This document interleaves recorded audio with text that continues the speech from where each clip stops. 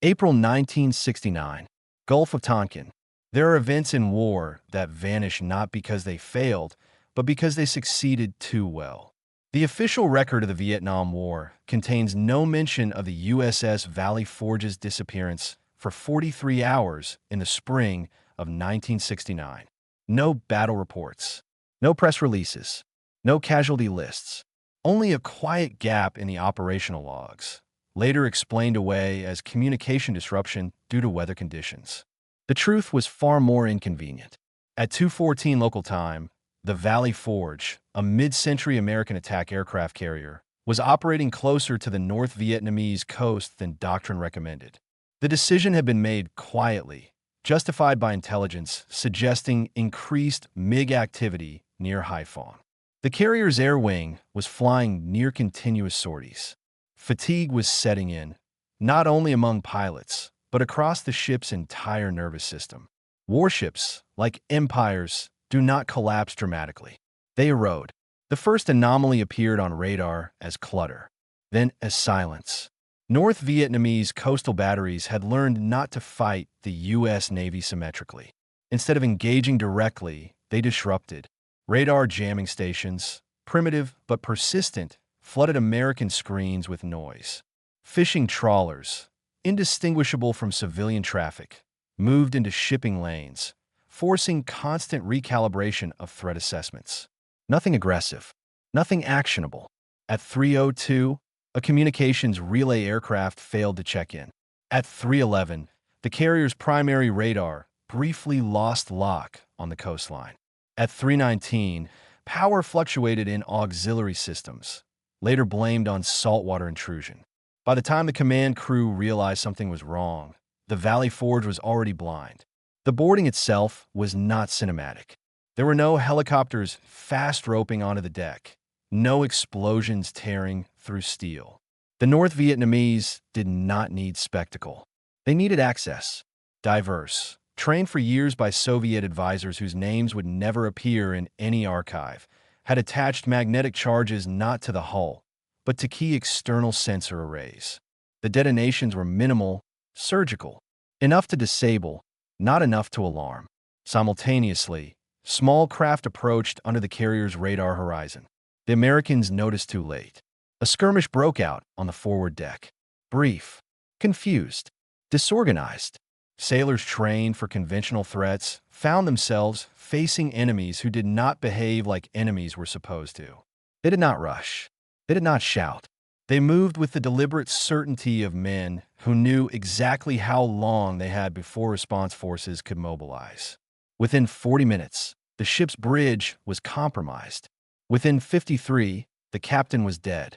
What followed was not a mutiny, nor a surrender in the traditional sense. It was an inversion of control. The North Vietnamese forces never attempted to capture the carrier as a prize.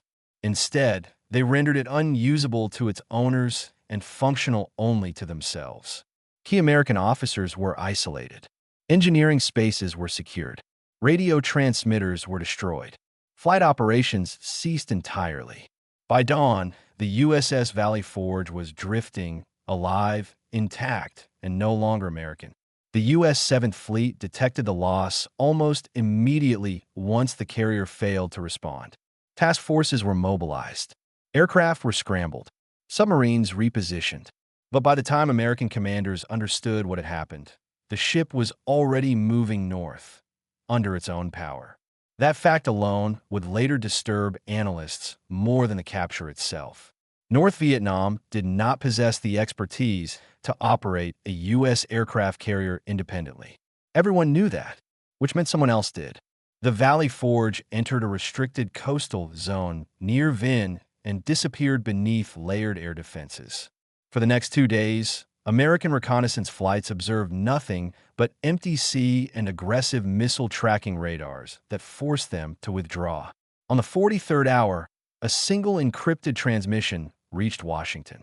It contained no coordinates, no demands, no threats, only a sentence. The object has served its purpose. In Hanoi, the decision had already been made. The carrier was never meant to remain Vietnamese. It was a message, not a weapon. And messages are meant to be delivered. The transfer of a USS Valley Forge did not occur in a single motion. It unfolded in layers, like a crime that understood the importance of patience. For the first week after its disappearance, American intelligence assumed the carrier had been scuttled. That conclusion was comforting. A sunk ship could be mourned, analyzed, and replaced. A captured one introduced questions no doctrine was prepared to answer. Satellite imagery showed nothing definitive. Coastal cloud cover was unusually dense. Reconnaissance flights were pushed back by overlapping air defense zones that behaved with unfamiliar discipline. Signals intelligence reported a sudden surge in encrypted traffic between Hanoi and Moscow. Dismissed at first as coincidence. It was not. The Soviet Union had been informed of the operation months in advance, though never in writing. The request from Hanoi was simple and audacious. They did not want money, weapons, or political guarantees. They wanted expertise. Specifically, they wanted to know what an American aircraft carrier really was. Not symbolically, not strategically, mechanically. In late May 1969, under cover of monsoon storms, the Valley Forge was moved again. This time south, then east, then north in a looping pattern designed to confuse any attempt at tracking. The ship's original crew, those still alive, were transferred ashore in small groups and quietly disappeared into the machinery of war. Officially, they were listed as missing at sea. Unofficially, they became a liability no one was willing to acknowledge. The final leg of the journey began at night. Two Soviet support vessels, ostensibly oceanographic research ships, rendezvoused with the carrier beyond the range of American patrol aircraft. Their hull numbers were civilian. Their crews were not. Boarding teams moved with professional indifference. They did not celebrate. They did not document. They cataloged every compartment, every cable run, every system interface. What struck them immediately was not American sophistication, but American excess. The carrier was not a ship, it was a floating ecosystem. Redundant power grids, climate-controlled electronics bays, living quarters designed for long deployments and morale preservation, kitchens capable of feeding thousands, medical facilities rivaling small hospitals. To Soviet naval engineers, this was not efficiency. It was indulgence. The decision to move the Valley Forge to Soviet territory was debated intensely. Towing such a vessel risked exposure. Sailing it under its own power risked catastrophe. In the end, ideology yielded to practicality. They would do both. Soviet specialists replaced critical navigation and identification systems with temporary analog controls. The ship's silhouette was altered with makeshift structures designed to confuse visual recognition. Radio silence was absolute. For 17 days, the carrier moved across the Pacific like a ghost that refused to admit it was dead. American intelligence came close once. A reconnaissance satellite captured a blurred image of a large deck structure under cloud cover, accompanied by two unidentified vessels. Analysts argued for hours. Some saw a carrier. Others saw shadows, distortion, wishful thinking. No report was filed. By the time the Valley Forge entered Soviet-controlled waters near Vladivostok, the narrative had already solidified in Washington. The ship was lost, destroyed, unrecoverable. The Soviets did not announce its arrival. They hid it. The carrier was brought into a restricted naval facility whose name would not appear on any map. The area was sealed, airspace rerouted, civilian shipping diverted. Even senior officers were denied access without explicit authorization. Inside the perimeter, the real work began. The Soviet approach to the Valley Forge was clinical, almost philosophical. They did not ask how to replicate it. They asked why it existed at all. Naval architects walked its decks in silence, measuring spacing, sight lines, workflows. Engineers traced systems back to their conceptual roots. Political officers observed without comment, waiting for conclusions they could translate into ideology. The flight deck became the primary focus. Here was the heart of American power projection, a flat, moving airfield capable of launching violence thousands of kilometers from home. The Soviets already understood this in theory. Seeing it in steel was different. They tested load tolerances, heat resistance, damage propagation. They deliberately damaged sections of the deck to observe how quickly operations could resume. They simulated fires, fuel spills, partial power failures. The results were unsettling. The carrier was resilient, but only under ideal conditions. Its complexity, once disrupted, became a weakness. Systems interfered with one another. Repairs required specialists. Downtime cascaded. A Soviet engineer summarized it bluntly. This ship assumes time. The propulsion systems told a similar story. Powerful, yes. Reliable, yes. But dependent on supply chains that assumed uncontested logistics. The carrier could move anywhere, but only if the world cooperated. Weapon systems were impressive, but defensive rather than decisive. The real weapon was not the carrier itself, but the air wing it supported. Remove that, and the ship became an enormous, vulnerable transport. In a classified memorandum circulated among senior naval command, one line was underlined twice. An aircraft carrier is not a weapon. It is a promise. Promises, the Soviet Union knew, were expensive. The final phase of testing focused on human factors. Soviet sailors were rotated through American-designed spaces. They measured fatigue, orientation loss, reaction times, morale under confinement. They compared these metrics to their own submarines, cruisers, and land-based aviation units. The conclusion was consistent across departments. The American carrier was designed to project power far from home, assuming dominance of sea and air. The Soviet military was designed to fight while deprived of both.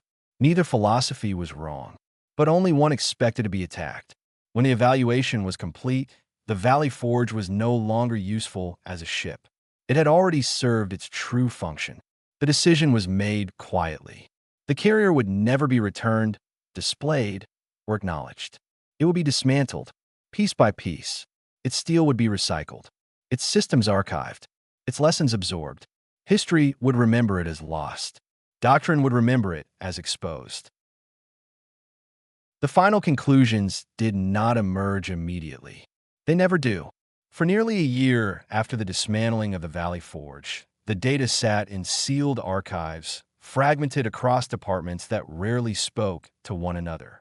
Naval engineers filed technical summaries. Intelligence analysts wrote contextual notes.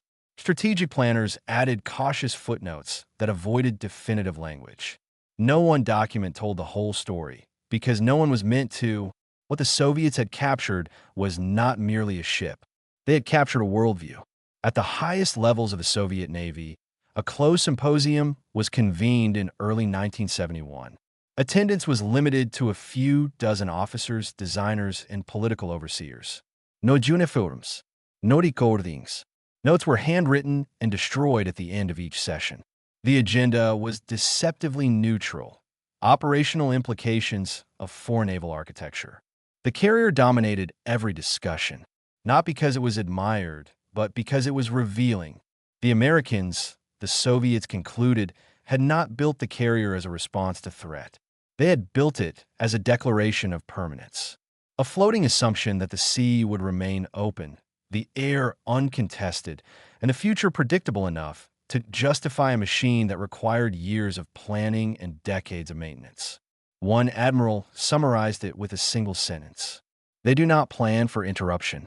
The Valley Forge's greatest vulnerability was not its armor, nor its defenses, nor even its aircraft. It was its dependency on continuity. Fuel, spare parts, train personnel, secure communications, forward bases, political will. Remove any one of these, and the carrier became less powerful. Remove several, and it became a liability. This realization reshaped Soviet naval doctrine more profoundly than any missile test or fleet exercise ever had. The idea of matching the United States ship for ship was quietly abandoned. It had never been realistic, but now it was unnecessary. Why chase the symbol when you could attack the assumption behind it? Instead of carriers, the Soviets doubled down on denial. Submarines designed not to win battles, but to make oceans uncertain. Missiles designed not to destroy fleets, but to force them to disperse. aircraft designed to strike once and vanish rather than dominate airspace. The carrier had taught them that American strength was optimized for control, not chaos. Vietnam reinforced the lesson. From afar, Soviet observers watched the war grind forward. They saw the tonnage dropped, the sorties flown, the technical superiority displayed in every briefing. And yet, the conflict dragged on, resistant to resolution. The American war machine functioned flawlessly and still failed to compel outcome. The carrier fit perfectly into that pattern. Magnificent, overwhelming, strategically brittle. In the mid-1970s, a restricted circulation paper began appearing in Soviet military academies. It never referenced the Valley Forge directly. Instead, it posed hypothetical scenarios. Consider a naval force whose effectiveness depends on uninterrupted operational tempo. Students were asked not how to defeat it in battle, but how to exhaust it without fighting at all. The answers were always the same: delay, disrupt, deny. In the United States, the truth remained buried. Official histories of the Vietnam War listed the Valley Forge as lost due to operational incident. Families received folded flags. Analysts moved on. The Navy continued building carriers, bigger, more advanced, more capable than ever before. Yet subtle changes crept in. Greater emphasis on layered defenses. More attention to survivability under degraded conditions. Increased investment in escort vessels. Electronic warfare. Redundancy against disruption rather than destruction. No one ever cited a captured carrier as the reason. They didn't need to. Institutions, like organisms, adapt even when they refuse to acknowledge why. By the 1980s, the Cold War had shifted into a new phase. The oceans grew crowded with submarines that rarely fired shots, but changed entire deployment patterns by their mere presence. Missile doctrines evolved around access denial rather than conquest. The great carrier battles everyone had once imagined never happened. Some historians would later argue that this restraint was wisdom. Others would say it was fear. Neither would be entirely wrong. In a declassified Soviet memorandum released decades later, a final paragraph stood out, overlooked by most readers, but devastating in its clarity. The Americans believe power is something you bring with you. We believe power is something you prevent the enemy from using. The Valley Forge had been the proof. Not because it was weak, but because it was honest. It revealed what the United States valued: reach, presence, certainty. And in doing so, it revealed how those values could be challenged. The ship itself no longer existed. Its steel had been melted down. Its systems reduced to diagrams and case studies. Its name survived only in misfiled records and unanswered questions. But its legacy endured in silence. Not as a defeat, not as a victory, but as a lesson both sides learned and neither ever admitted out loud. In war, the most dangerous truths are not the ones that shock. They're the ones that make sense.